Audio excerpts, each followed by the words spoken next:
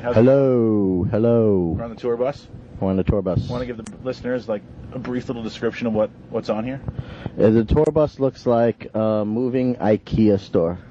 It's very modern. There's big giant plasma TV sets and surround sound, and it's a very pampered, spoiled tour bus. Yeah, mirrored roof and everything too. Yes, oh What's yeah, that with for? the little lights. It's got these little lights here that change, like Nice. Colors. Oh, like a limo kind of. Yeah, it's pimping. Yeah, sweet. Yeah.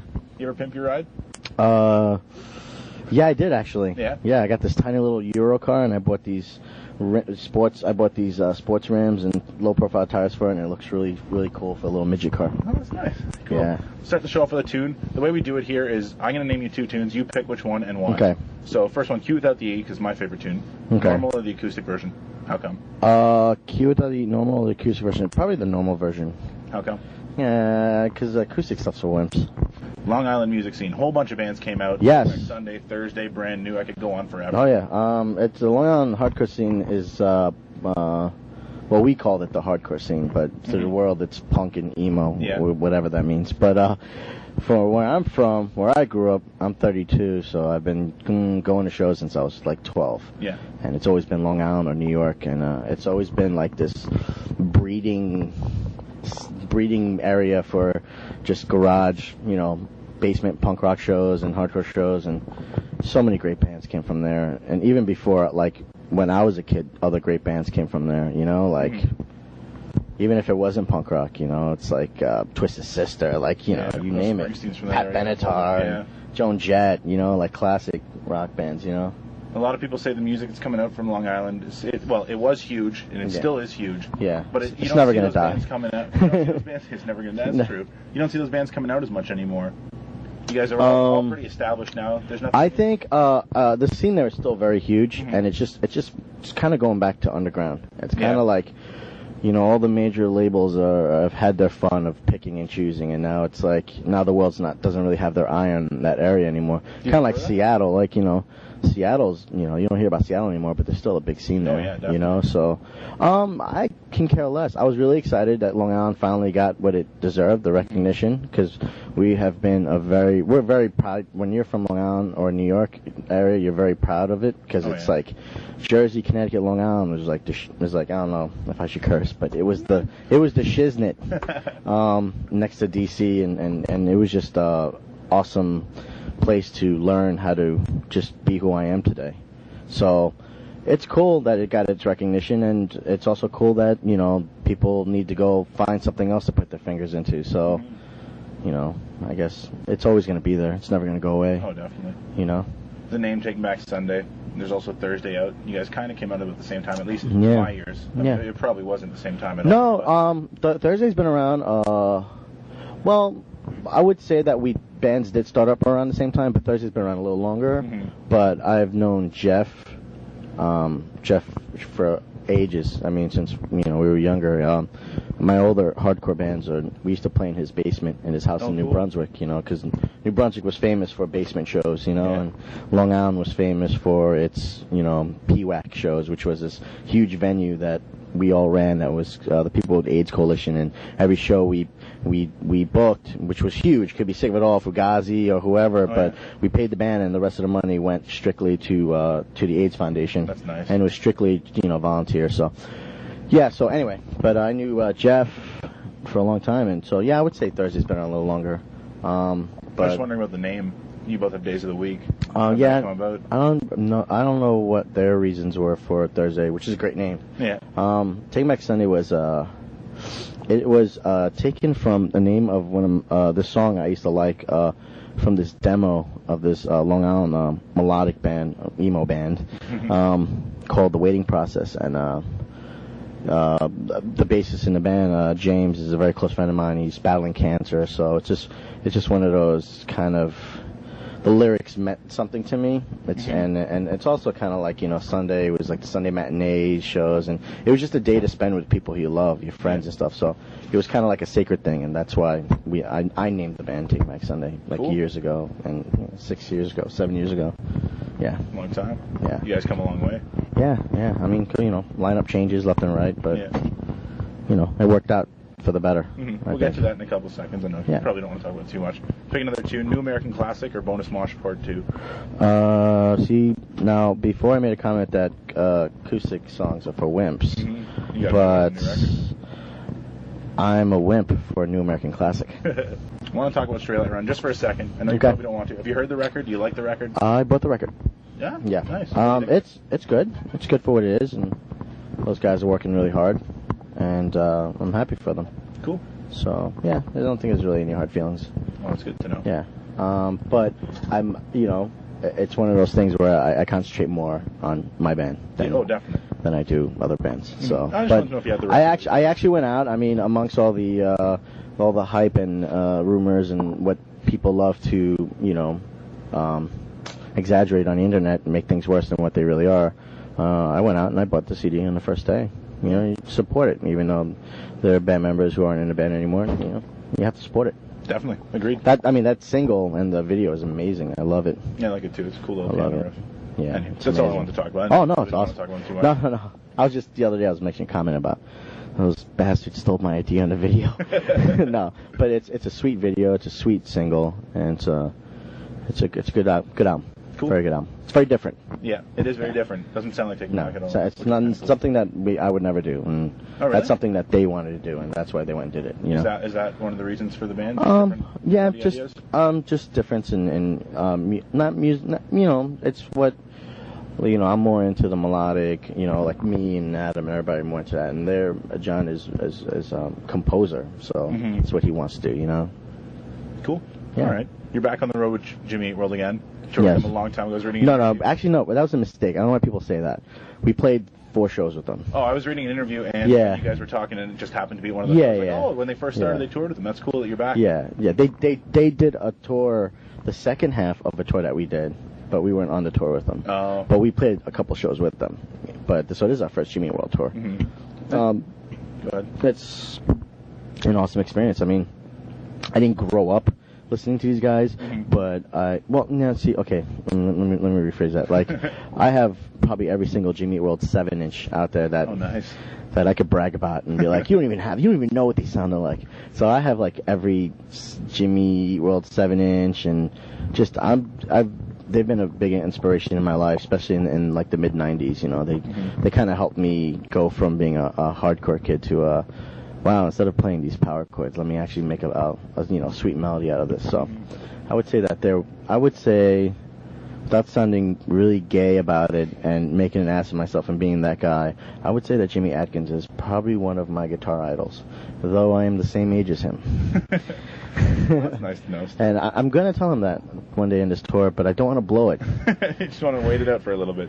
Yeah, just want to wait it out. Do you make friends with bands when you tour with them? Like you said you did a couple of shows with them a few years back. Do they remember you guys? Yeah, they know who we are. I mean, we never really bonded or were like best friends with them, but every band we toured with, we just want to be friends. There's no reason not to be friends. I mean, we've been on tours with bands who weren't nice to us, and it's just like... Like who? No. Okay, fair enough. No, I plead the fifth, but they know who they are. And it just sucks. So why would I want to do that to someone else, or when I have the opportunity to take bands out, or when I'm on tour with other bands who are co-headlining or sharing it, like it's all about friends and family and shit, not about competition. So, oh no, definitely, I didn't mean it like that. So it's awesome, but no, it's a good question because it's very important to make friends with everyone, because then it's awkward. It's like you're walking around like, it's not fun walking around being quiet and sticking to yourself. You kind of want to, bullshit with everyone and just, start your own little friendships, and it's cool. Yeah. Well, I think people always wonder what it's like backstage. Everyone always thinks it's a big party. There's girls everywhere. I mean, I was just backstage. It was just sometimes. I mean, we're not gonna lie and say that never ever not happens. Like my wife asks me, "You have girls sitting on your lap?" I'm like, "Yeah, it happens sometimes, but I don't ask them to sit on my lap. I just happen to be there, and whoa, this party pops up." No, that was bad. No, most of the times everyone's got this idea that backstage is, drinking and partying, and it's really not. It's dudes taking showers and relaxing and going good show, and either going on the bus or the people who do want to party go out to a bar. It's not like the 70s anymore. No. Why do you think it got away from that? Too many people died. Really? Yeah, I mean, half of them died of heroin overdoses or died of AIDS or died of something, and it's just not worth it. It's not, and it's not, to me, rock and roll, like, I mean, I know everyone's like, it's not rock and roll if you're not doing drugs or fucking passing out, you know, at the border crossing or throwing up on whatever and starting fights. Like, to me, I grew up in the hardcore scene, the punk rock scene, and it was a very DIY and very politically correct scene, like, you know, whether you were straight edge or whether you were, you know, deeply into, you know, changing the government. Like, I mean, we never really were like that, our music scene. So now that our scene's big, we carried that on to how we are now, you know. I mean, but I'm not going to say there hasn't been crazy nights, because there's always a crazy night, you know. Any up in Canada? I guess, yeah, a lot of them. I won't get into that, because if my wife ever got a hold of this, there was a lot of binge drinking here in Toronto. Nah, it was just one night. It was good times. But, yeah, I mean, it's fairly boring, actually. Yeah. This is right now what you see. Sitting backstage on the bus is basically all it is. That's it. You feel like you live on the bus nowadays? I do. Yeah. I feel like it's my second home. It's weird. When I'm home, I feel like I'm visiting. Really? When I'm on the bus, I feel like I'm at home. Well, it's probably best for the people coming out to see shows. Yeah. You feel most comfortable all the time. Yeah, but there's also times where I hate it and I just want to be home. Mm-hmm. So I love everything that is happening for us and everything I do, but I'm pretty sure none of my band members would ever deny the fact that they wish they could just go home and stay home for a little while, you know? Yeah, definitely. Let's throw in another tune. 2 singles off the album, Decade Under the Influence or This Photograph is Proof. Decade Under the Influence because it kicks balls. Right on. When did you feel like you made it? Hello. It's like coffee's not kicking in yet. Sorry. When did I feel like I made it? Yeah, when like you made it big, quit your job, and you're like, yes, you know. About 3 days ago in Illinois, in Champaign, Illinois, I took a walk through the parking lot and saw a bunch of kids parked with their cars and trunks open, and people with like, you know, coolers, and they were like blasting music and being like, whoa, like a real metal band back in the old days. And I was like, dude, we're a real rock band now. This rules. That's awesome. And I actually went and sat with a bunch of dudes on their car and just hung out with them. Did they know who you were? Oh, yeah. Really? Yeah. What were they like? Were they like they're cool fans? Or yeah, people are cool, man. The kids that like us aren't. They love us and they respect us and they support us. But they're not like, you know, I'm not ever afraid of them. Mm-hmm. There's been 1 or 2 occasions where I've been afraid, you know. But other than that, I'm fairly comfortable around them. It's like being around a bunch of your friends. Well, that's good. Yeah, so it's pretty cool. All right. We're fairly down to earth. Like we don't. Yeah, the egos and the rock and roll and I'm too important for everyone's shit's out the window with us. We don't care about that stuff. Well, that's good. Yeah. Tom DeLonge directed the Photograph video. Mm-hmm. I didn't even know he directed anything. Was it his first time doing it? Yeah, he blows. Tom DeLonge could eat the big one. All right? Or he likes it. No, he's awesome. It was a very tiring process shooting that video. We flew in, shot all day, flew out, landed the next day, played a show. So it's like we were really beaten up. But Tom DeLonge made it really fun and made it really relaxing. And he was just like us. He's just like another dude who's where we're from. So it was just easy. It was cool. Is it hard to perform in a video, like without fans screaming around? Like you're just kind of stuck? It's awkward. It's definitely awkward. But Tom made it easy for us because he would like run around and scream while we're doing it and be like, yeah, man, fuck yeah, man, fuck yeah, you know, like that. Bleep those out. That's okay. Yeah, bleep, bleep, bleep. Sorry. Hell yeah, man. Hell yeah. There you go. Yeah, so he made it fun for us because the other video shoots were absolutely horrible. Mm-hmm. Well, the Cute Out the video shoot was fun because it was just us and our friend who shot it. Oh yeah. Yeah. That's so, cool. But the other videos were like people, you know, just stand here, stand there. Okay, now act. And it's like, dude, you know, you can't act when you want to do it. You know, when it's something that you do for real. You know what I mean? So, I hear you. But it was fun. Cool. Let's play another tune. Great Romances of the 20th Century or Timberwolves at New Jersey?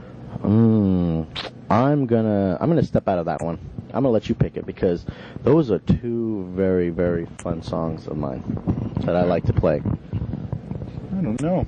I'm gonna play Great Romances then. There you go. Was that one the very first song we wrote. Really? With the very first song that we rewrote when Adam became our singer. That you rewrote. That we rewrote. It was different about it. It was a little different. It was a little wasn't good. Okay. So Adam joined the band, and then it got good. Fair enough. That's what makes it work. Cool. Here it is. Wait, hold up. Wait, as we're speaking right now, Fred's walking by me. Fred, say hello.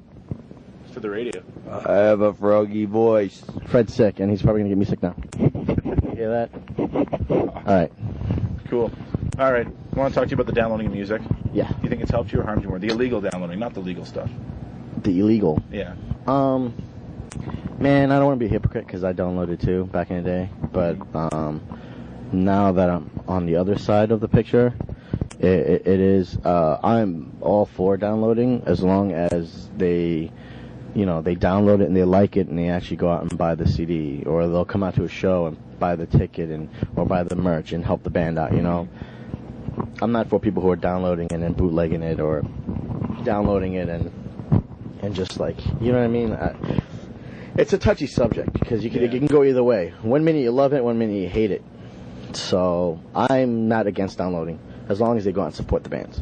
If you're downloading and you're not supporting the bands, then don't waste their time. I agree. Because they have bills to pay and they have families to feed and they probably worked really effing hard to get to where they are, more than the people who downloaded it did. No offense to them. It's true. Right. But shit, I just downloaded an album last week, so here you go. I'm not gonna say. No, well, what are you listening to lately? Lately, I've been listening to the new Trail of Dead. I like Spanko Block Party. It's pretty good. It's want to see what the hype was about, and they're English. They're on the English charts. I know that. Yeah, they're like an English band. Yeah, I think I've heard the one too. The hype is, what it is. I think they're good. I don't think they're like what the hype is making them out to be. But I think they're really good. I mean, I like the CD, and I'm listening to a lot of Keen. Yeah, a lot of like softer stuff. Like, is that the direction the band's going to take? Maybe if that's what you're listening to. No. We'll never. We're always. Our albums are always a mixture of everything. Mm-hmm. Soft songs, heavy songs, fast songs, slow songs.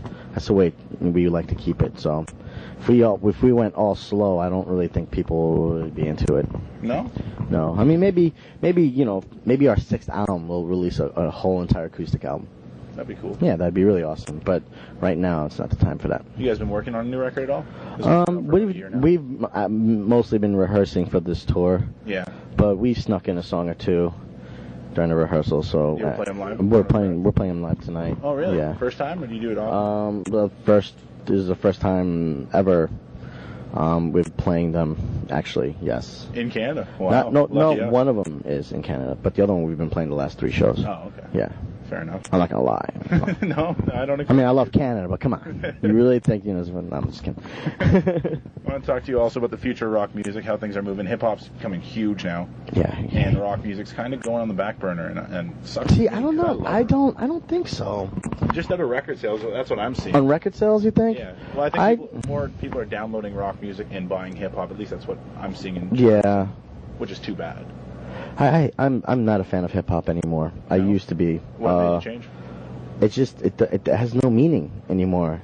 Okay. It's about who's got, it's about exploiting women. Every video is the same video. Mm-hmm. It's either they're walking into a club in slow motion, they have some hot chick dancing or whatever, crack of her ass hanging out, and they're showing off their bling bling and their car that they probably rented for the video, including the models. And it's just like, it's boring, man. It's not hip hop. Hip hop was like Tribe Called Quest, De La Soul, like Leaders of New School, like Eric B and Rakim. Like that's when hip hop was hip hop, when you sung about the streets and about survival and all that, not about how much effing money you're making or how many bitches you got. You know what I mean? Like, and the fact that they degrade women, it doesn't. And the women allow it too. It's just so weird. Like, where I'm from again is the DI. I'm from the hardcore scene where it's like you didn't degrade women. You didn't call a woman your bitch or a hoe or you know what I'm talking about. It's just totally. I think it's very sad. It's very boring, and I don't see why people are so into it. It's getting boring. I think rock and roll's always been around. Mm-hmm. Punk rock's been around since the late '60s, and it's never gonna go away. So just because it's not in the spotlight, then that's totally cool. But it's still big, and hip hop just needs to change. It needs a rude awakening. How do you think you can do it? One guy like the Beatles change it all around, or? I don't know, man. I mean, I love what's his name?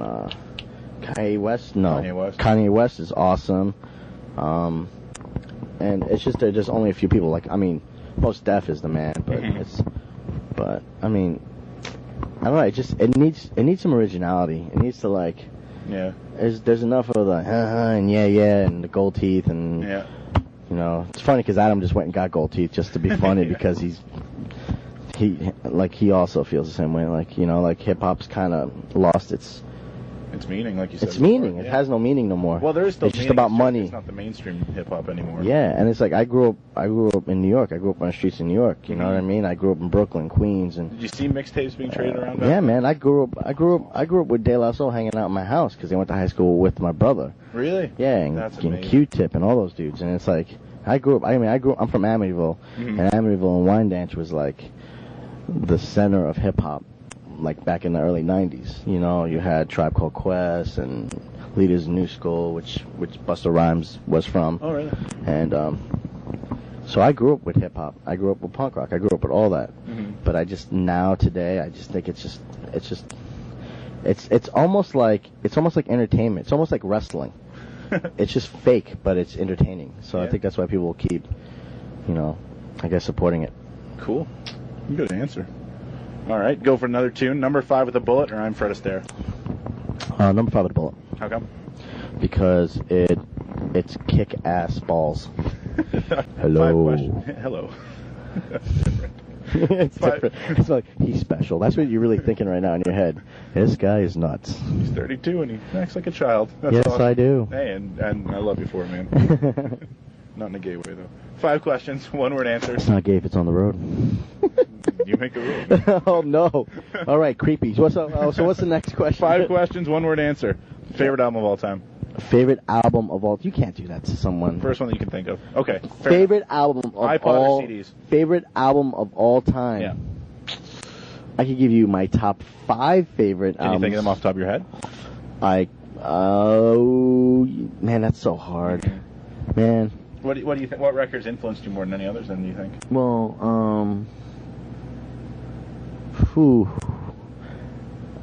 well, right now my top 5 favorite albums are the Q's Greatest Hits, MC5's, the best of MC5, which is like classic. You know, the band that started punk rock is MC5 by far. No Sex Pistols, none of those bands. Screw those bands. MC5 is the reason why punk rock and why we are here today. That's it, point blank. Bad Brains, Eye Against Eye. It's like one of my favorite all-time classic. The Cure, Disintegration's like one of my all-time favorite records. Okay, my all-time favorite record of all time. I could say it right now. You got it? It's a band called Quicksand, and the album is called Slip. How old is that? It came out in '94 on Polydor Records. Quicksand was probably one of the biggest bands. They were what our bands are doing now, but back then. And they changed. They were from Walter Rifles. They were all different members of all great hardcore bands like Gorilla Biscuits and stuff like that. And they just formed this new band that changed the face of hardcore in New York and made it, instead of being so hard, it made it more intelligent. And that album changed my life, too. Cool. Yes. Very nice. Yes. Lennon or McCartney? McCartney. I love McCartney. Cool. So do I. I mean, John Lennon was awesome, but McCartney was the shit. You think he still is? Yeah, he's still alive. Yeah. He's still writing songs. I mean, they were all great. They were all great for what they did. John Lennon had some great songs, but John Lennon kind of lost it there for a little while, and McCartney just kept doing it with Wings and like everything else, you know. You think he lost it? I think him and Yoko went into their own world and just got a little greedy with their. You know, got a little selfish with their ideas that I think John Lennon could have shared more with the world. I mean, he did, but not fully. Okay. But I mean, he had some great songs. Don't get me wrong. But personally, when it came to just by voice, I love McCartney's voice. Oh, it's more melodic. Yeah. Yeah. I could see you guys, the way you guys sing are a little more like McCartney rather than Lennon. Yeah, yeah, and we're all big Beatles fans, so yeah. It's very. I would say, like, when you listen to us as a band, a lot of people say they hear The Cure and they'll hear, like, you know, McCartney, or they'll hear, like, The Who, and that's totally awesome because that's what we want. Like, it's all the mixture of bands that we like. Cool. The little kids don't know that. The older kids are the ones that kind of pick that out. Nice. Alcohol or marijuana? I'm not gonna lie. I mean, I like to smoke a bowl once in a while. But it's bad for you kids. It's bad. No. I love to drink socially, which is once in a while. But I like to smoke. Yeah. A lot. Yeah. Hey, that's fine. But I'm not. But I'm not a pothead. No. No. What constitutes pothead? No, I'm what you call. Well, a pothead is someone that wakes. It's like, you know, he wakes and bakes, and he's rolling another one in the afternoon, and he's smoking another one, and, you know, right before sundown, and then he's smoking before he's going to bed. A person who just likes to chill and smokes, like, is a relaxed, mature smoker, is someone who comes home from work and packs a bowl and smokes a bowl and watches TV and then goes to bed. And I'm not a pothead. Awesome. See, we're not potheads. No. We're not potheads. No, just casual smokers. Awesome. Question. Casual smokers, exactly. One answer: sex, drugs, or rock and roll? Sex, drugs, or rock and roll? If you only pick one. Well, I know MTV asks that question all the time, but I think I'm going to start. Yeah, sex, drugs, or rock and roll. You can have either without. Wow, that's. I mean, sex, drugs, rock. That's kind of harsh. You got to have the rock and roll. I mean, sex is great, but and I mean, pot is good. I'm not into anything else. I don't condone the use of other drugs. No, me neither. Rock and roll, because without rock and roll, I don't know, our lives would be boring. We'd be into Yanni. He's not bad. Yeah, he is. He's gay, dude. Come on. No offense to the gay people out there. No, I love you all. No, nothing wrong with that. You guys roll. One word, Taking Back Sunday. One word, Taking Back Sunday. First thing pops in your head. First thing pops in my head? Quick. One word, man. Loving. Cool. We love everybody. Thanks so much, Eddie. Appreciate it. Yes. Thank you. One song to close off, though. Your favorite TBS tune? My favorite TBS song. Ooh, probably. Well, what did we play so far? We played Q Without the E, New American. No, yeah, we did play New American Classic, Decade Under Influence, Great Romances, and Number 5 with a Bullet. Yeah. 180 by Summer is another one of my favorite ones. Yeah, I like that too. That's a really good song. I don't know if you have that on your list, but. No, it's not. But it's not a big deal. Yeah, 180 by Summer. Cool. Peace.